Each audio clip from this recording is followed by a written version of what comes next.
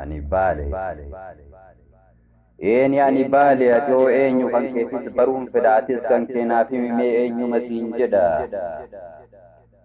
Jaallattus jibbitus ani baale ilma waaqoo guutuu ilma Kadiir Waariyoo Luugoo.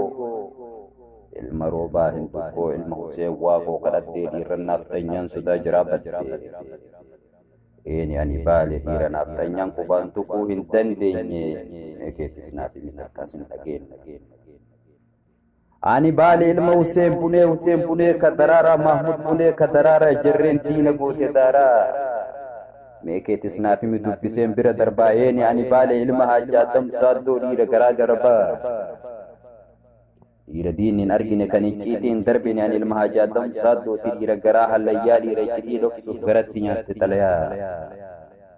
Ijoollee bosona waarite ijoollee xayyaara qaarite.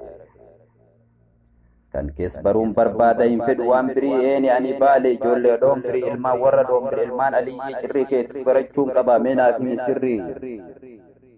Yaa namicha ollaa koo yaa namicha fira koo sin baana awwaaddu isa wal bukkee teenyu waan hundi keenan galmeessidhaati. Ani arsiidhaati yoo feete maqaa naa baasinaan jedhe arsite. Ani arsiidha ilmaan leenjisoo diigoo ilmaan raasdaargee marsite. Ani arsiidha ijoollee minilik mooyuu dadhabeetti xaaree. Ani ilma leenjisoo diigaati leenca lola raare. Ani arsiidha ilma guutamaa hawaasa ilma nadii gammadaa leencota onnee barbadaati. Eenyumee keettis naaf himi yaa namicha badaa. Ani harargeedha ilma elemoo biltuu ilma jaarraa abbaa gadaa ilma bullis gadaa ilma bullisoo boruu akkana laalgoonni yoo goota horu.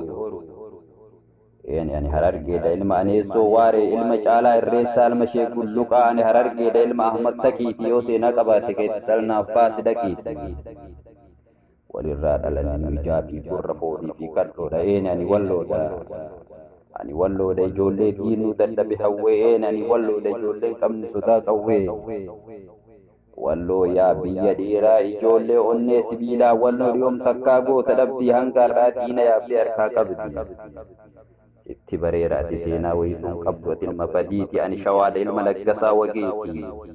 Ilma taaddasaa birruu faajee jiraatiin hangarraa kanas jirru. Asaffaa shaaroo lammii namuu si tuquu hin kajoolu yaa goota shimalaan diinaalee.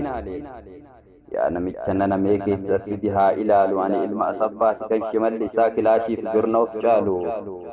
Kan du'e seenaan haa dubbatu kan jiru wal argaa. Guddisa Abdiisaa Aagaa. Ani Wallaggaa Abdiisaa Aagaa kan faranjiif hin jilbeeffatini. Yaa namicha nana mee keettis naaf himi hin irraanfatini.